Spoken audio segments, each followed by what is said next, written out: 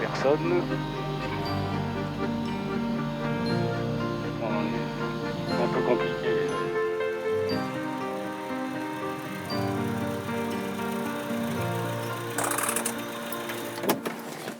Bonjour.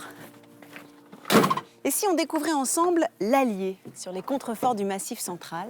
Mais plutôt que d'un département, ici, je vous préviens tout de suite, on parle de l'ancienne province du Bourbonnais, qui est le fief de cette fabuleuse dynastie des Bourbons qui nous a offert tant de rois. Mais rassurez-vous, la cuisine, elle est beaucoup plus abordable. Il y a beaucoup de pâté aux poires, pâté aux pommes de terre. Parfois, elle est un petit peu plus bourgeoise, avec le canard à la Duchambais. Mais l'Allier, c'est surtout une nature, des rivières chantantes, des vallées verdoyantes, des forêts profondes, la forêt de Tronchet, mais aussi des plaines fertiles sur lesquelles poussent les légumes, les fruits et sur lesquelles paissent les vaches du Charolais. Ça fait rêver, non? Mais cette terre des seigneurs, que ce soit l'Allier ou le Bourbonnais, on va commencer par la découvrir vue du ciel. On va prendre de la hauteur et grâce à Daniel, qui est un pilote amateur mais émérite, enfin on espère tous, on va décoller dans un petit avion pour découvrir les châteaux du Bourbonnais. Qui dit roi dit château, évidemment. Bon alors lequel? On va prendre le plus gros quand même. Bonjour Daniel. Bonjour Julie. Vous êtes en train de briquer l'engin? Oui, on prépare l'avion pour pouvoir voler en toute sécurité. Ah oui. Alors qu'est-ce que c'est cet avion justement? Alors il s'agit d'un avion français, hein, c'est un Robin DR400. Vol français. Donc c'était un avion de construction bois et toile. Et ça pose pas de problème de monter dans un avion? Absolument pas, il est complètement certifié. Il a et vous êtes monté plusieurs fois? Oui, bah oui. Fois. Très nombreuses heures de vol et je suis toujours vivant. Et vu mon âge, c'est que... c'est la première. Ça... Bon, bah écoutez, voilà. Laissez le charme agir, comme on dit. Ok, on monte de l'autre côté? Donc on passe par l'aile. Hop là. Et je rentre dans la soucoupe, là, comme ça? Voilà. Donc j'aurais pu vous aider, mais... Et vous me laissez pas là, hein, vous très bien toute seule. Vous avez vu ça un peu? Voilà. Je sais pas comment vous allez me retrouver à l'arrivée. Et voilà. Ok. Si on m'avait dit qu'un jour je monterais dans un avion en bois. Voilà, ça s'appelle en termes souvent gracieux, on dit une cagette. Mais bon, c'est pas valorisant. Moulin Fox Alpha Mike au point Charlie pour remonter la 26. Fox Alpha Mike, rappelez la lignée 26 pour le départ. Est-ce qu'on a de bonnes conditions météorologiques?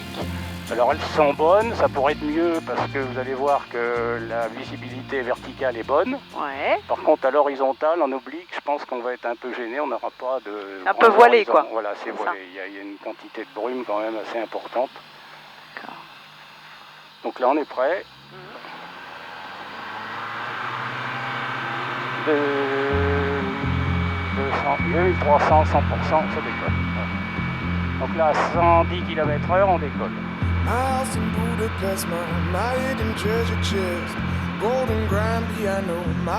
On a décollé là. Ça y est, on a quitté ça décolle vite, hein? Ah oui, c'est un avion assez puissant. Puissant.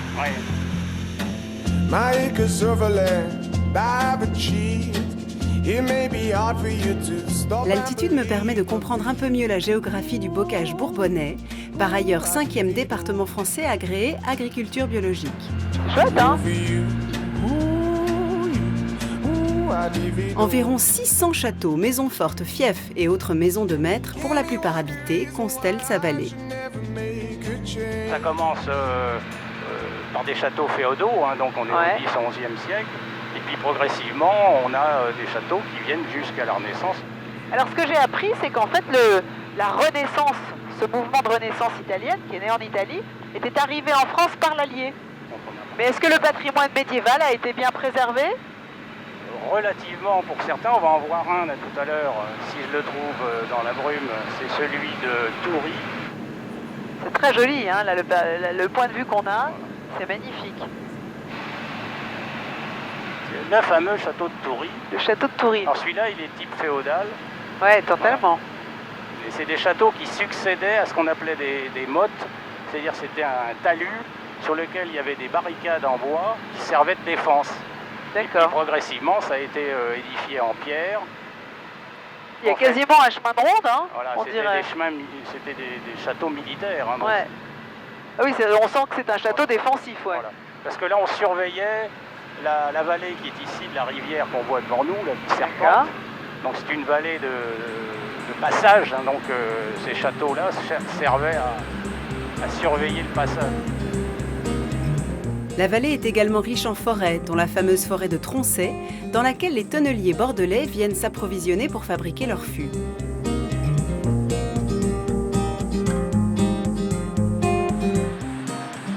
Voilà, j'en ai un là, ça c'est ce château de Beauvoir.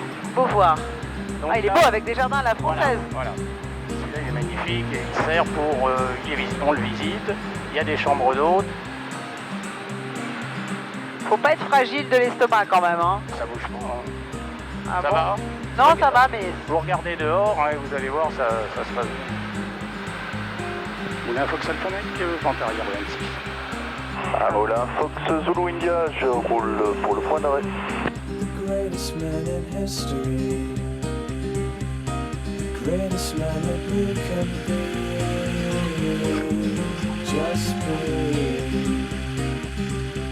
Bravo Daniel, hein. Voilà, qui se lance? Chapeau. Ouais, mais enfin on est au sol. C'est une bonne introduction à la région, je trouve. De commencer par la survoler. Eh ben, Voilà. bravo. Fox Alphamec au parking. Je ne fais pas bouder mon plaisir de retrouver le plancher des vaches et quitte Daniel, reconnaissante malgré tout du voyage en cagette qu'il m'a offert.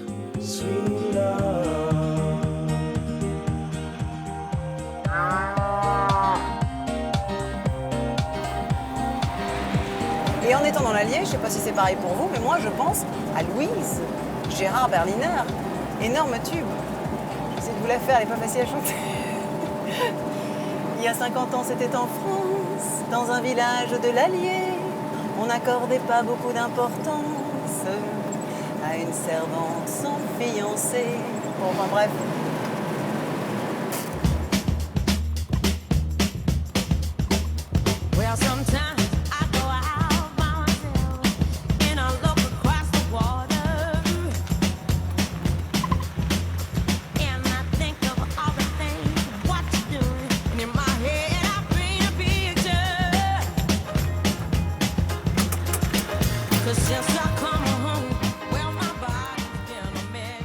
Nous voilà à Chevagne pour évoquer un incontournable. L'une des gloires de la gastronomie bourbonnaise, le pâté aux pommes de terre, on ne pouvait pas y couper. Et c'est Lucien qui va nous le cuisiner, il est passionné de cuisine. Contrairement à ce que son prénom un peu rétro pourrait indiquer, il est très jeune et il est, je crois, ingénieur agronome. C'est dire si les produits n'ont aucun secret pour lui. Alors, comment ça se passe ?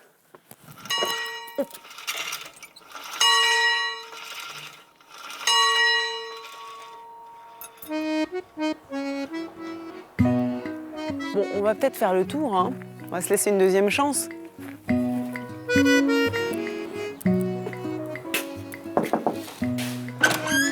Bonjour et bienvenue. Enchanté. Bonjour. Alors j'ai sonné de l'autre côté, mais... Oui, on est juste croisés, j'ai entendu frapper, Ah effectivement. bon, oui, le temps d'aller jusque là-bas. Pas de problème. C'est une belle maison, hein, magnifique. Bah écoutez, merci, ouais. Elle est très ancienne, non? Bah, le 17e à peu près environ, quand même. ouais. Donc, voilà. Ouais, c'est superbe.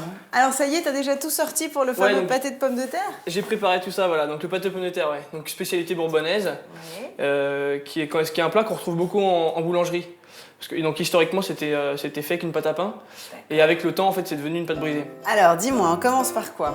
Alors on commence par faire une pâte. J'y vais. C'est parti, ouais. 500 g de farine. 500 g de farine. Ensuite, donc j'ai dit que c'était pas très light, donc c'est vrai qu'il y a 250 g de beurre. Ah, qu'il faut mélanger. Alors tu sais quoi? Ouais, donc là ça va être pétrissage à la main. Je m'équipe. Voilà. Alors là, il va falloir mettre les mains dedans, quoi. Ah, c'est les mains dans la pâte, là, il n'y a pas le Je choix. là. m'attendais pour ça. Donc on va détailler un peu le beurre en petits morceaux. Et alors toi, qu'est-ce qui t'a amené à la cuisine, finalement? Eh ben, ma grand-mère maternelle pour la cuisine bourbonnaise, travailler dans l'industrie agroalimentaire, c'est un peu à plus grande échelle me retrouver dans une cuisine géante. Oui, c'est ça. Voilà. Donc, C'était ouais, peut-être lié à cette transmission familiale, alors. Ouais, exactement. Ouais. Alors là, regarde, on est pas mal, on a une Donc là, on espèce est de pas mal. sable. Ouais, c'est pas mal. On va pouvoir mettre l'œuf. granuleux. On met l'œuf. Et là, on va peut-être rajouter un peu d'eau. Voilà, ouais. Parce que là, Donc c'est on est parti. un peu sec. Le sec. Donc tu rajoutes combien? Environ 20 centilitres. Ça patouille, là. C'est une technique peu habituelle que Lucien me recommande, celle apprise aux côtés de sa grand-mère et qu'il reproduit fidèlement. Donc là, c'est ça que tu veux que je mette sur le plan de travail, parce qu'on est quand même Exactement. très liquide, là. Hein. Ouais, mais c'est le but normal. recherché. Ah bon, d'accord. Chacun sa technique, hein, je Ouais. dirais. Lucien prend d'ailleurs rapidement la main pour pétrir sa pâte, qu'il travaille davantage comme une pâte à pain que comme une pâte brisée. Il faut ainsi la malaxer en ajoutant progressivement de la farine pour plus d'élasticité. Je suis médusée. Peut-être faire quelque chose, moi. Tu veux que je pèle les pommes Alors, de terre? ouais, très bien, ouais. Comme ça, Allez, ça hop. nous avancera pour l'étape suivante. Ah oui, t'as la technique. Ah, t'as bien étudié le geste, hein. Bah, je l'ai observé. Hein. Alors, qu'est-ce que je fais avec mes pommes de terre? Dis-moi. Et alors maintenant, on va les couper à la mandoline. À la mandoline. Ouais. Je les tranche studieusement à 2 mm d'épaisseur alors que Lucien dépose sa pâte au frais pour qu'elle repose. Bien light, hein. Nous épluchons ensuite 2 échalotes et 2 gousses d'ail que nous recouvrons de ciboulettes, cerfeuil et persil pour réaliser un hachis d'herbe dans lequel vont mariner les pommes de terre. Et quelques coups de mixeur plus tard, notre assaisonnement embaume et c'est prometteur. On va rajouter du 100% blanc. Le vin local. C'est ça. Vignoble récemment, d'ailleurs, classé AOC. Alors, tu veux qu'on rajoute ça directement? Donc ouais, on va rajouter un petit peu l'équivalent dans un premier temps d'un verre.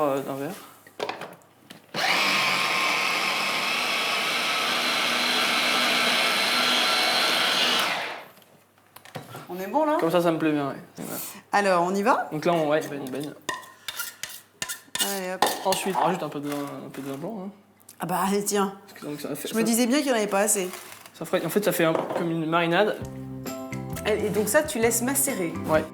Pendant que les pommes de terre s'imprègnent de notre marinade, Lucien récupère la pâte, une autre, préparée à l'avance et qui a reposé une nuit entière, que nous séparons en 2 abesses. Et ce qui me fait plaisir, c'est de voir un garçon de 20 ans reproduire les gestes de sa grand-mère. Ça me rassure Ouais. sur l'avenir de la nouvelle génération. C'est des choses qui se transmettent. Ouais, c'est Heureusement, vrai. c'est vrai que... Alors, est-ce Voilà. que je me saisis des pommes de terre macérées? Exactement. Donc ce que je fais, moi, Tu les prends à la main. j'en prends plusieurs, ouais, je les égoutte un D'accord. peu. Ce qu'il faut faire gaffe, c'est que le vin blanc ne détrempe pas trop la pâte. Ouais, donc il faut bien les Il faut les égoutter. essorer un peu. Et les œufs. On est bon pour le premier niveau. Premier niveau atteint. Donc du coup, ça va être une première pour le pâté aux pommes de terre. Moi, Ouais. complètement. D'accord. Bah, tu sais, ça a l'air d'être extrêmement populaire et répandu ici, mais il faut Oui, mais reconnaître j'imagine, que oui, c'est pas c'est sûr, très mais très c'est connu comme- en c'est dehors du comme- Bourbonnais. Ouais. hein. Vous C'est sûr. préservez bien vos traditions, Ouais, comme chaque y région, compris j'imagine. des voisins. C'est ça. Parfait. C'est bien comme ça? C'est très bien. Ensuite, on rabat donc les bords. Alors, on presse. C'est ça. Ensuite, donc... Jaune d'œuf? Jaune d'œuf. Tu veux le faire? Je laisse fais faire l'artiste. Ah bon. Ensuite, donc on va faire ce qu'on appelle la cheminée. Donc au couteau, je découpe une petite opercule sur le sommet de mon pâté. Une ouverture qui permettra à la fin de la cuisson d'enrichir notre pâté de crème fraîche. Et on met ça au four. Il n'y a plus qu'à cuire. Allez hop. Puis nous l'enfournons alors 45 minutes à 200 degrés, chaleur tournante. Et voilà. Eh ben moi je dis qu'il faudrait noter tout ça dans les petits carnets.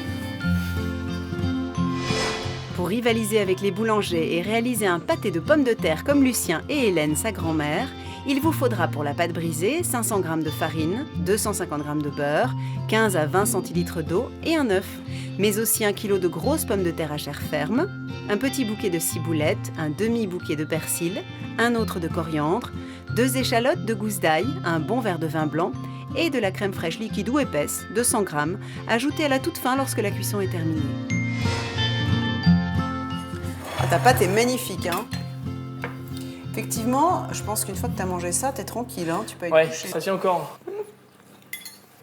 Ah mais bon, c'est étonnant parce que, en fait, il n'y a pas tant de crème que ça. Non. Donc c'est pas très gras. Non. Et surtout, il y a une acidité assez marquée du vin. On ne s'attend pas à ça avec les pommes de terre. C'est délicieux. Alors, il va de soi que lors de mon banquet, tu sais qu'à la fin de mes voyages, j'organise un repas, un grand banquet, D'accord. où tous les gens que je rencontre se retrouvent. Et il va de soi qu'on va avoir un pâté de pommes de terre, sinon je vais me faire incendier par les Bourbonnais. Bah, bien évidemment. Ils ont mis les choses au clair dès le départ. Ok. Et ça serait quand même pas mal que ce soit toi qui le fasses Bah, et que tu plaisir. sois présent aussi, c'est possible? Bah, sans problème, ouais. Eh pas bah de souci. super. Et d'ici là, je me régale.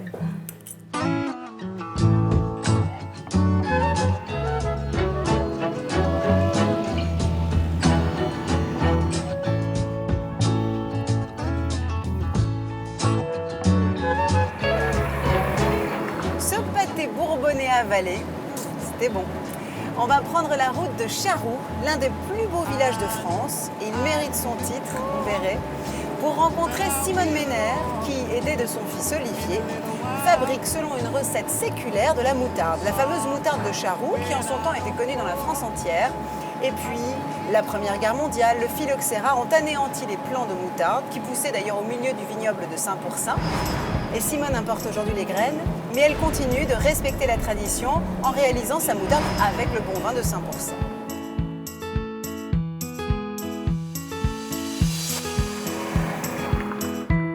Dès la Révolution, la moutarde de Charroux faisait parler d'elle, tradition entretenue par 3 familles de moutardiers pour disparaître finalement après la Première Guerre mondiale.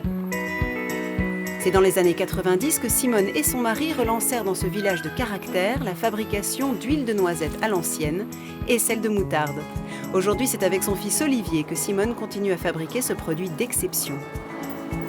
Au départ, bon, la production était de 50 kilos.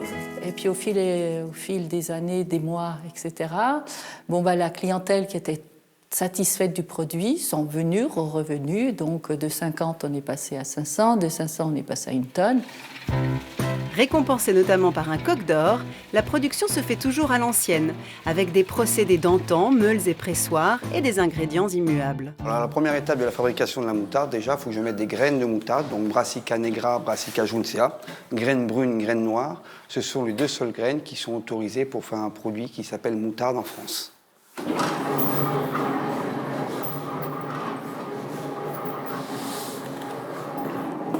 À partir de là, j'attends que ça s'écrase un petit peu et je rajoute le verjus.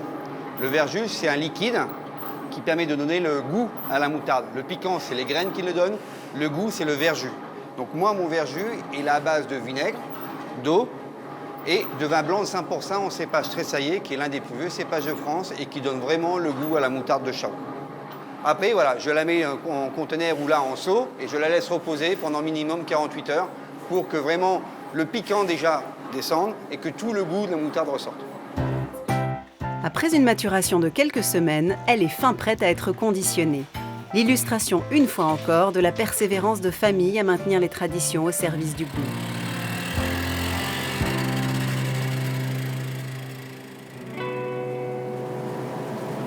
Hit the road, Jack, and don't you come back no more, no more, no more, no more. Hit the road, Jack, and don't you come back no more.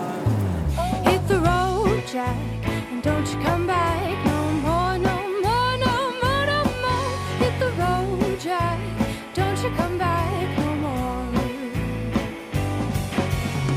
À présent, on va découvrir une nouvelle recette éminemment traditionnelle, propre aux Bourbonnais, le canard sauce Duchambais. Ça fait rêver, hein? Alors la petite histoire nous dit, parce que nous on s'intéresse autant aux histoires qu'aux recettes, la petite histoire nous dit qu'après la défaite de Waterloo, au début du 19e siècle, il y a eu beaucoup de soldats, des soldats russes, des soldats autrichiens qui ont continué d'occuper le pays, et notamment dans la région. Et chez les Duchambais, une famille locale, un soldat autrichien aurait influencé la cuisinière en lui donnant l'idée de mélanger la crème fraîche et le vin pour assaisonner un lièvre. C'est resté la sauce Duchambais, plus tard enrichie de moutarde, la moutarde de Charroux, ça tombe bien. Et Hubert, qu'on a rencontré, lui cuisine le canard à la sauce Duchambais. Alors Hubert, je vous le dis tout de suite, comme ça vous êtes au parfum, c'est un ancien éditeur et il a d'ailleurs édité des livres de cuisine. C'est un fanatique de cuisine, donc ça ne devrait pas être mauvais. Hit the road, Jack. Hit the road, Jack. Hit the road, Jack. Hit the road,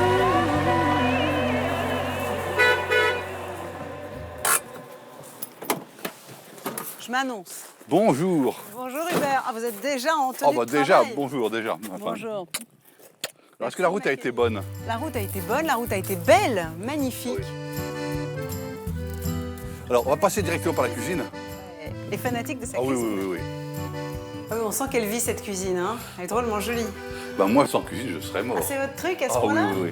Maintenant c'est que pour les amis, mais tout le temps, tout le temps, tout On le est temps des et tout le temps. privilégiés alors. Ah oui. Est-ce que je peux chausser mon tablier parce que je sens que ça va être Ah de oui. la vraie cuisine, ça va pas être du pique-nique. Alors racontez-moi, ce canard à la Duchambais, qu'est-ce que je fais? Alors là, je vais vous donner la graisse de canard.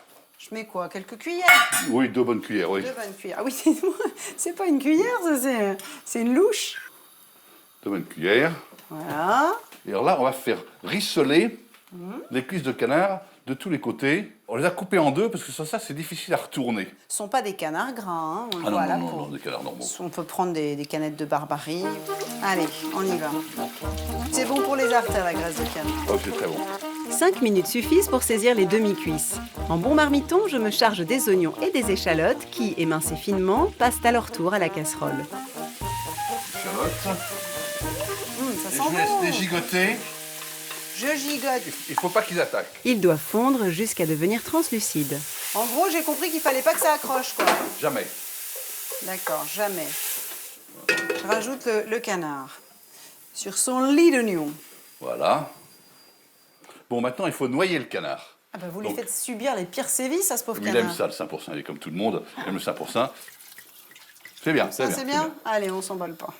Maintenant, il faut que ça bouillonne tout doucement pendant 50 minutes. 50 minutes. Pour l'instant, donc, on a un ragoût de canard Aux oignons, aux et oignons au vin. et au vin. Bon, ça n'a rien de Duchambais pour l'instant. Et maintenant, on se lance dans le Duchambais. Ce sont donc des foies de canard. Des fois non gras. Hein, ils sont à peu près 250 grammes. D'accord. Et ils sont bien frais. Donc, on va les mettre. Je vous laisse le faire parce que vous êtes très Les habile. mets avec- quoi, dans le mixeur? Dans le mixeur, dans le blender, oui. À chaque foyer, sa sauce Duchambais. Hubert ajoute ensuite la fameuse moutarde de Charroux, du vinaigre de 5%, du cru lui aussi, un peu de marc de 5%, à vue de nez pour le plaisir, et le tout est mixé de nouveau pour obtenir la consistance d'une purée. Donc là, la sauce Duchambais est terminée.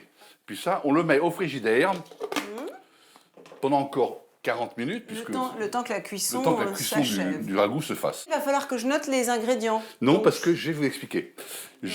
Comme on a beaucoup d'enfants, on leur a donné un classeur à tous, et puis on leur tape avec toutes les vos recettes, on leur envoie. Dès qu'ils viennent dîner à la maison, ils me disent « Je voudrais manger, je sais pas quoi, moi, des salades du Barry ». J'écris la recette de la salade du Barry et je renvoie à tous par mail. Comme ça, vous êtes sûr qu'un jour, ils vont vous inviter C'est ça. pour vous faire goûter leur version. Ah bah oui, Ça, mais c'est ils une savent belle faire, idée. ils savent faire. Bah, moi qui essaye justement de lutter pour la préservation du patrimoine culinaire, j'engage tous les parents et grands-parents à faire pareil. Bah oui. Malgré tout, je ne vais pas déroger à mes bonnes habitudes. Alors pour un canard à la Duchambais façon Hubert, je vous laisse vous procurer 4 cuisses de canard coupées en deux, 3 cuillerées à soupe de graisse de canard, 3 oignons et une échalote, 250 g de foie de canard, une demi-bouteille de 5% rouge, 4 cuillerées à café de moutarde de Charroux, 10 centilitres de vinaigre de vin rouge, un petit verre de marc, une cuillerée à soupe rase de farine, 20 centilitres de crème fraîche et un peu de ciboulette et d'oignons frais. Allons justement finaliser notre plat et intégrer notre sauce Duchambais à notre ragoût qui mijotera encore à feu doux pendant 10 minutes. Si on ajoute la crème quand le feu est encore allumé, ça fait des grumeaux, donc c'est pas bien. Donc là, on attend, ça baisse un petit peu. On va rajouter, alors, 6 belles cuillerées. 6 belles cuillerées de crème, oui. Allez, c'est comme le vin de 5%, il n'y en a jamais assez. Voilà. On le gigote. Donc, on gigote avec vous, hein. On perd vite les calories qu'on a emmagasinées. Clou du spectacle, Hubert opte pour une présentation rustique, le tout relevé de ciboulette et de cébettes.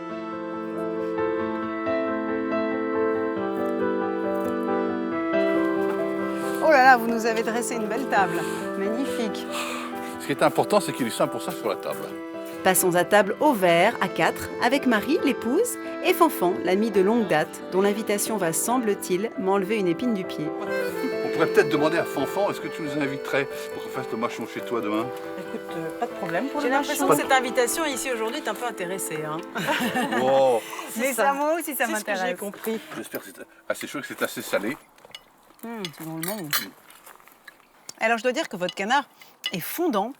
Ça, c'est sans doute dû à la cuisson très Lente. progressive, lente. Ouais, c'est ça. Vraiment délicieux. Mais c'est une recette, vous avez vu, une recette très facile. Mais ce qui me surprend, c'est que la moutarde que j'ai goûtée, qui est délicieuse, elle est quand même assez corsée. Et là, on la sent pas. C'est pas dominant. Non. Parce qu'il y a quand même pas mal de vin, j'imagine.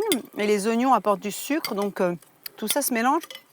Et la sauce, elle n'est pas grasse, elle est un peu acidulée. C'est très agréable. Je retourne en enfance, là. Bilan de cette première journée, quelques émotions fortes, des régalades et cerises sur le gâteau. Notre lieu de banquet est tout trouvé grâce à Fanfan.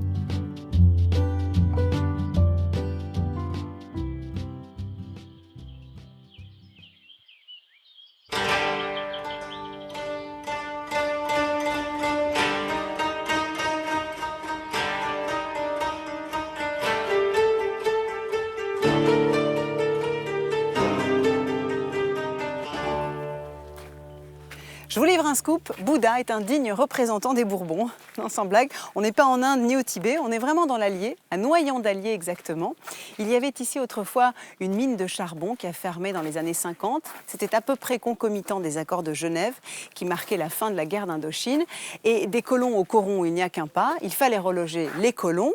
Le gouvernement a proposé de reloger les familles franco-vietnamiennes dans les maisons des anciens mineurs de fond, les corons. Et de là est née une véritable communauté vietnamienne, ici dans ce petit village, avec son Bouddha, son temple, son restaurant vietnamien, son bazar. Et je peux vous dire que c'est très inattendu, en tout cas c'est très exotique. Une communauté bouddhiste qui continue à pratiquer ses rites sous le regard bienveillant d'un Bouddha géant, au cœur d'une terre bourbonnaise qui définitivement recèle de surprises.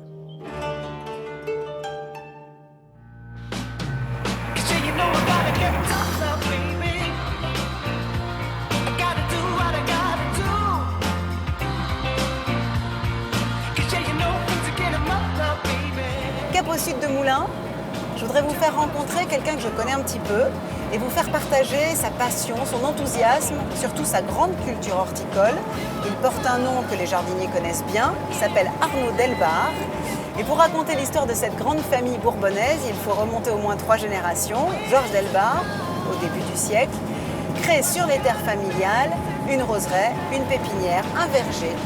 Et à partir de là, il décide de faire de la création variétale, c'est-à-dire de sélectionner et de créer des variétés et de fruits et de roses. Et aujourd'hui, il nous attend dans son verger, puis ça tombe bien parce qu'on est à l'automne et que c'est la pleine période de la récolte des pommes et des poires.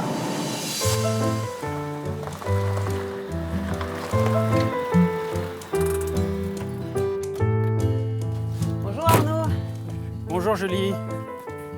Je vous trouve malgré tout parmi les roses, même si nous sommes dans le verger. Exactement, on a un bienvenue Merci, à Malicorne, merci. bienvenue dans ce impressionnant. jardin-verger Jardin d'Éden. Exactement, surtout actuellement, on est en Bah pleine oui. époque de récolte des fruits, et puis on a encore la chance d'avoir nos dernières roses qui nous illuminent le jardin. Et Les donc, remontantes, comme les on dit. remontantes, exactement. Mais en fait, au départ, les fruits ont précédé les roses, c'est ça que j'ai compris? Exactement. En fait, mon grand-père a commencé en 1935 sur les quais de la Mégisserie à ouvrir un petit à Paris, à ouvrir une petite échoppe. Et à la fin de la guerre, il a écrit un ouvrage qui s'appelle Les Beaux fruits de France, où il a expliqué comment créer un verger de production de A à Z. Ce qui était assez innovant à l'époque, j'imagine. Oui, Chacun alors, faisait les choses dans son coin. Voilà, quoi. exactement. Et il a eu cette idée de génie de dire, non seulement je vais faire un verger, mais je vais aussi exploiter ces variétés, les croiser pour essayer de les améliorer et d'en faire de plus bonnes pommes, plus résistantes, plus productives, meilleures gustativement. Donc il a inventé des variétés finalement. Exactement. Et On c'est va ce que les nous voir faisons. Oui, bien sûr. Et c'est ce que vous continuez de faire. Et c'est ce que nous continuons de faire. Pardon.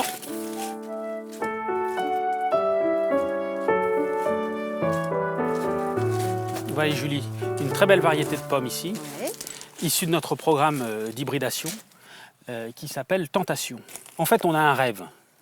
Et qui est de se dire, voilà, j'aimerais une pomme qui soit jaune ou qui soit rouge. Ou acidulée, ou en termes de goût aussi. Bien sûr, alors complètement. Alors après, il y a l'apparence. Il y a l'apparence et après il y a le goût qui est goût. très très important. Mais acidulée, juteuse, pas juteuse, peau fine, chair fine, chair épaisse. Enfin, on peut faire beaucoup de choses. Et à partir de ce rêve, on dit, bah voilà, on a un pool de géniteurs, donc des papas et des mamans. Faites de la sélection, quoi, comme pour les animaux. Exactement.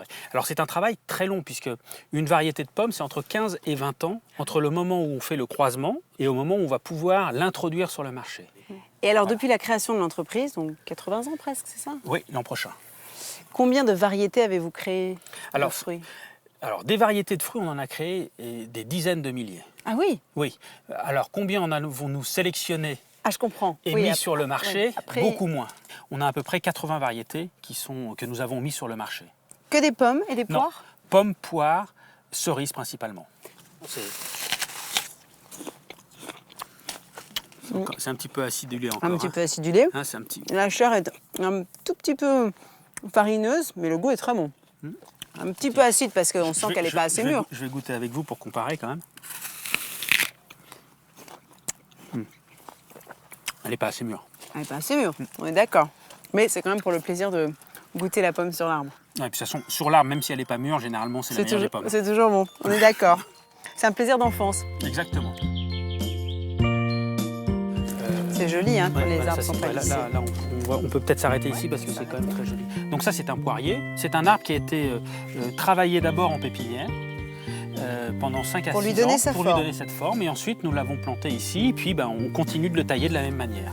C'est une forme qui a été inventée par Lacintini, qui était le jardinier de Louis XIV. Un Bourbon notoire. Exactement. C'est un vrai intérêt pour les jardins d'amateurs. Donc le jardinier de Monsieur Tout-le-Monde, parce que cet arbre, lorsqu'il va le planter, il va avoir entre 5 et 7 ans. Donc il va être mature, donc il va avoir des fruits dès l'année suivante. D'accord. Donc ça, c'est une première chose intéressante. On est sûr de gagner, quoi, quasiment. Voilà, exactement.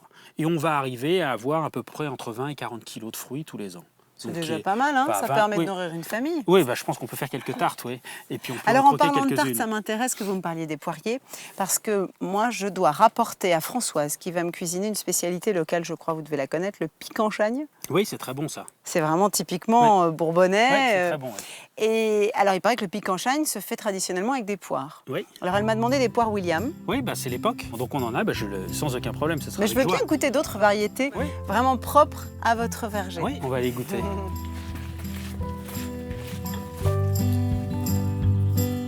Chose promise, Arnaud a tout organisé et notre dégustation débute par une poire bien nommée, la gourmande. Pour moi, c'est la poire des rois. Et là, elles sont conservées comment alors ces petites poires ? Elles sont en chambre froide. Ah, d'accord. En chambre froide, pour qu'elles évoluent lentement. Exactement. La poire des rois sur la terre des rois, ça se goûte quand même. Hein. J'y vais. Oui, allez-y. Elle n'est pas complètement mûre, elle est encore un petit peu ferme. Ouais.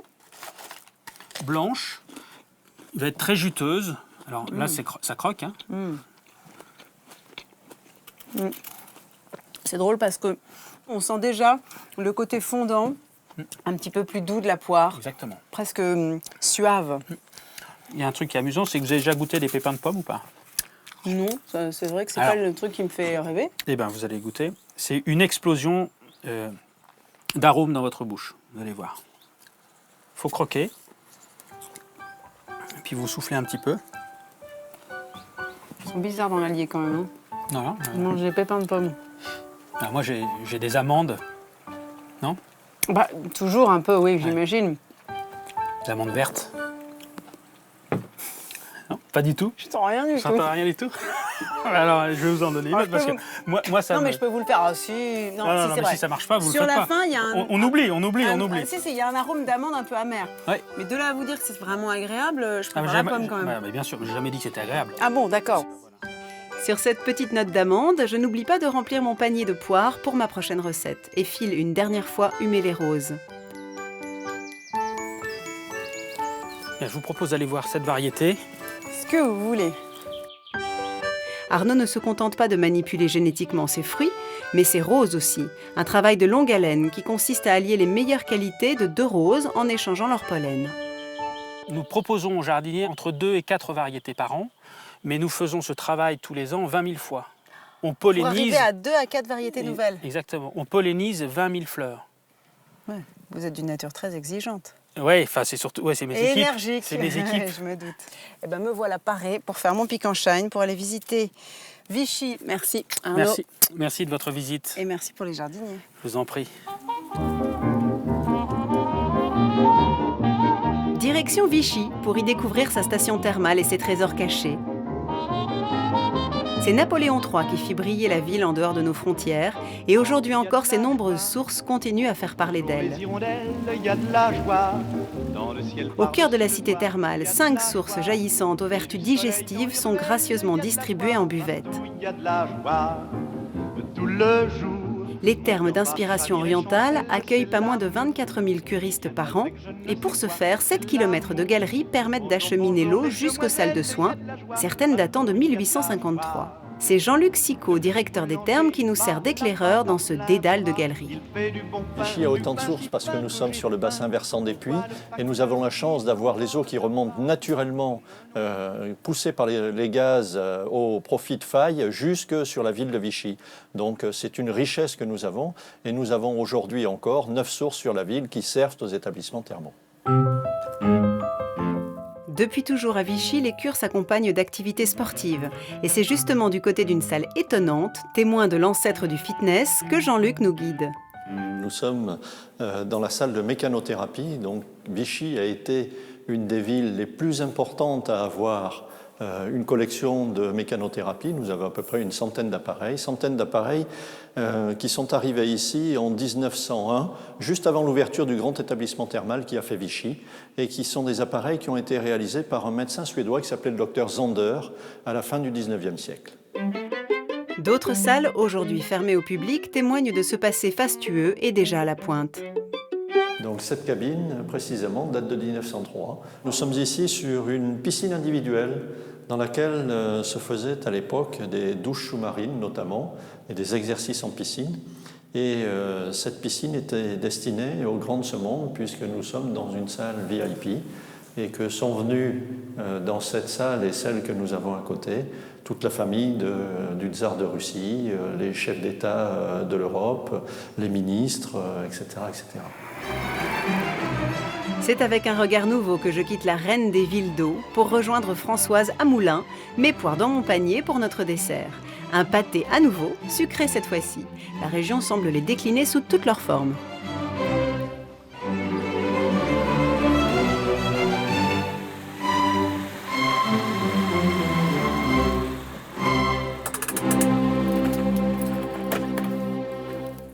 Et nous voilà chez Françoise. Bonjour Françoise. Bonjour Julie. Vous avez un sacré joli jardin. Oh, merci. Je rentre par là? Oui, oui, c'est le chemin. Et nous voilà dans la fameuse cuisine. Vous cuisinez beaucoup? J'aime cuisiner, oui, je cuisine. J'aime surtout cuisiner pour mes amis, leur faire plaisir, ma famille, mes enfants, voilà. Et plutôt des recettes créatives ou des recettes de tradition? Les deux. Les deux? Les deux. Puis j'aime bien aussi faire des recettes de fond de frigo, faire avec les moyens du bord. Voilà. Et alors le pic en chine, là, c'est la recette traditionnelle ou c'est à votre façon?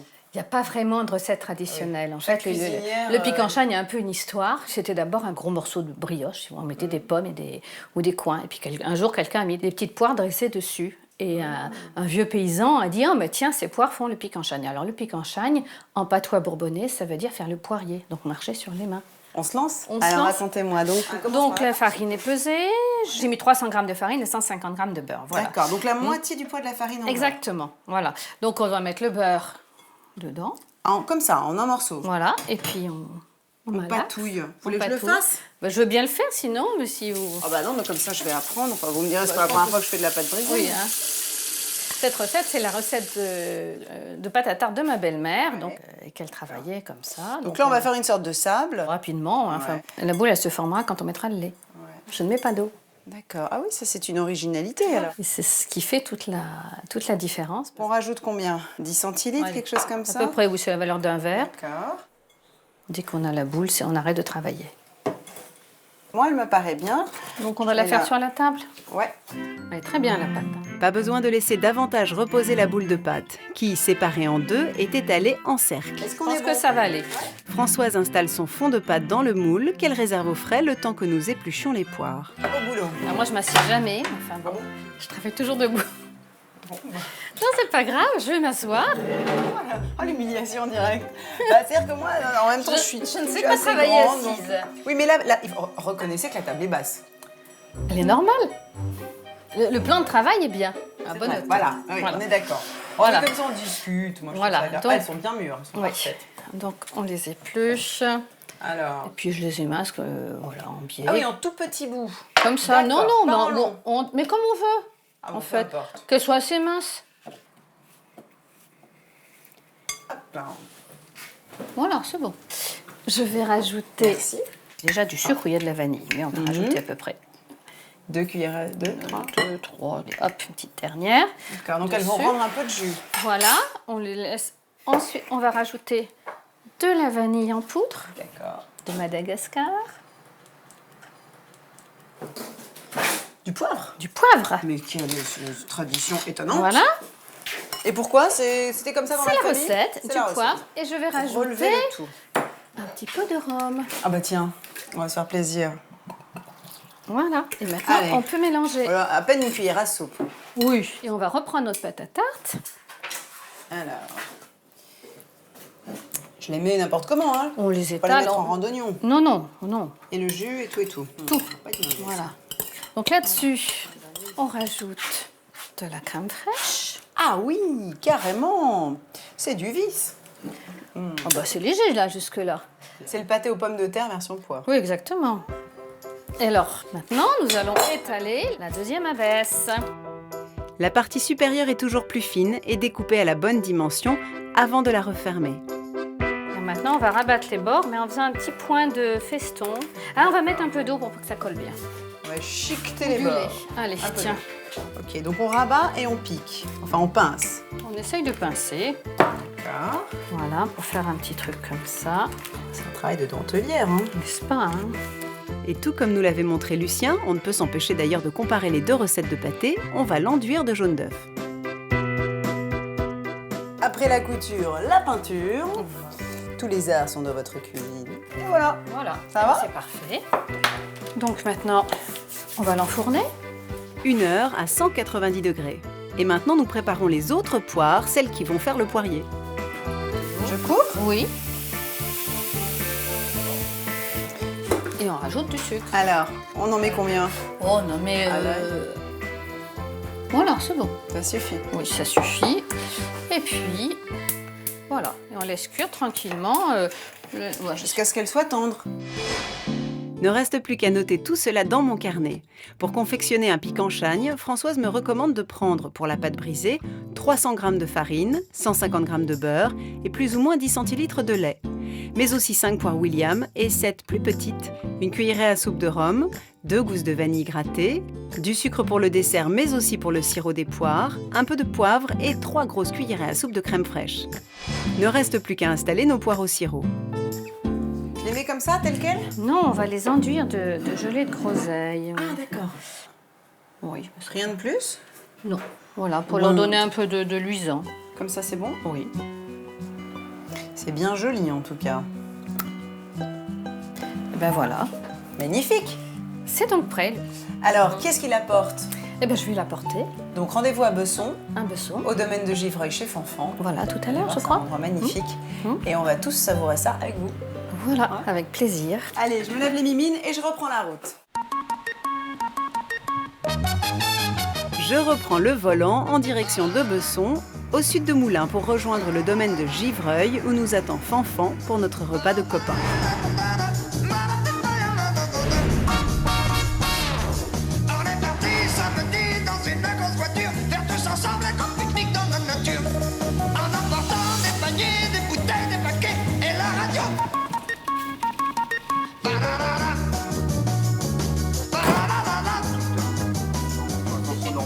Bonjour tout le monde. Ah bah voilà Julie, bah c'est formidable. Ah, vous aviez raison, la maison vaut le détour. Hein. Ah bah, magnifique. écoutez, Bonjour Hubert. on l'a fait construire pour vous. Oh, il y a 400 ans alors. Bonjour Marie. Bonjour Fanfan, bravo Bonjour, pour Julie. cette belle maison, parce que j'ai cru comprendre qu'il y avait eu un sacré travail de restauration, non? Oui, des années durant. Bonjour Simone. Bonjour Olivier. Ah oui, des années durant, ça fait longtemps que vous êtes installé ici? Il va y avoir plus de 30 ans maintenant.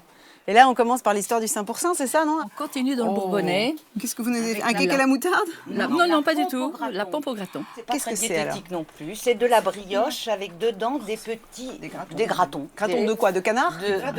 Ça peut être de porc. Et vous avez de la noix à l'intérieur. Et je pense que vous avez des petits lardons et du bleu. Oui. Oh bah oui. Ouais. Bonjour. Ah, voilà. Bonjour Lucien. Alors je vous présente Lucien, le roi de la... Du pâté aux pommes de terre. Oui, tu allais dire de la tourte. Oh là là, quelle erreur. Non, du faut pâté aux pommes de terre. Bonjour Lucien, pardon. J'étais dans la pompe. Mais on va passer au pâté. Nos derniers amis arrivent, Françoise accompagnée de son mari et de notre dessert. Et ben voilà, nos derniers amis. Bonjour Françoise. Et bonjour, vous êtes Louis. Le mari. Oui, je suis Louis. le mari. Bonjour Louis, bienvenue. Alors voilà, de pâté en pâté. Là, nous passons donc évidemment au pic en chagne. Alors voilà, nous sommes entre Bourbonnais, ça c'est sûr. Arnaud Delbar s'excuse, il n'est pas avec nous aujourd'hui, mais il l'est quand même à travers les roses qu'il nous a offertes. Il y en a un peu partout dans le jardin. Voilà, mais il a été retenu par des obligations. Non, c'est ça? Absolument. Mais désormais, elles s'appellent toutes Julien Andrieux dans la région d'ailleurs. J'ai fait une razzia. J'aimerais bien. Arnaud, si tu nous écoutes, allons-y. Au complet, nous sommes fin prêts à passer à table et dévorer toutes ces spécialités bourbonnaises. Voilà, Julie, une petite surprise à base de moutarde de Charroux, réalisée par Olivier et qui fait partie de la Maison Ménère. Superbe. Alors, on ne dit rien pour le moment, à vous de découvrir. Voilà. C'est chaud, ça se mange chaud, oui. C'est très bon. Alors, Qu'est-ce que c'est délicieux. Alors, je sais ce qu'il y a dedans. devinette, est-ce... Je le sais. Laissons Julie trouver. On lui dira quand elle aura fini. C'est pas de la choucroute. Non. C'est pas de Non, mais ça l'andouillette. pourrait être un abat, non? Oui. Oh, C'est déjà bien. Peut-être bien. Des petits rognons? des petits rognons, mais vrai plus précisément, C'est purement masculin. le terme n'est pas tout à fait... Ce sont les testicules. Oui, Des voilà. roupettes. Ce sont les C'est roupettes. ce qu'on roupettes. appelle les testicules de coq. Les roupettes de coq. Coq. Alors, comme... Ben, c'est très bon. J'en mangerai pas davantage, mais c'est très mais bon. c'est justement un amuse-gueule. parce que Je pense que c'est on le fait que comme ça, c'est-à-dire un amuse-gueule. sûr. Juste la veille, non. Voilà, vous laissez quand même Oh là là, mais qui va avoir la fève? C'est magnifique. Tu as oublié la couronne. Moi, je dis que faire un pâté de pommes de terre comme ça à 21 ans, franchement, sa grand-mère peut être fière de lui. On peut l'applaudir. Voilà, c'est ça. Merci à ma grand-mère. Je dis sur la présentation. Que ma mère Ah mais faisait comme il y a ça, 40 ça leur ans, donne un peu 50 ans, ouais. d'acidité. C'est ça, oui. Ouais, parce que c'est nettement quand j'étais meilleur. enfant, ma mère faisait aussi du pâté aux pommes de terre.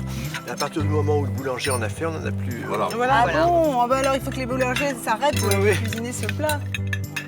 Alors moi qui ne suis pas de la région et qui la découvre, je ne sais pas si vous en êtes conscient, mais toutes ces spécialités sont quand même très peu connues en dehors d'ici.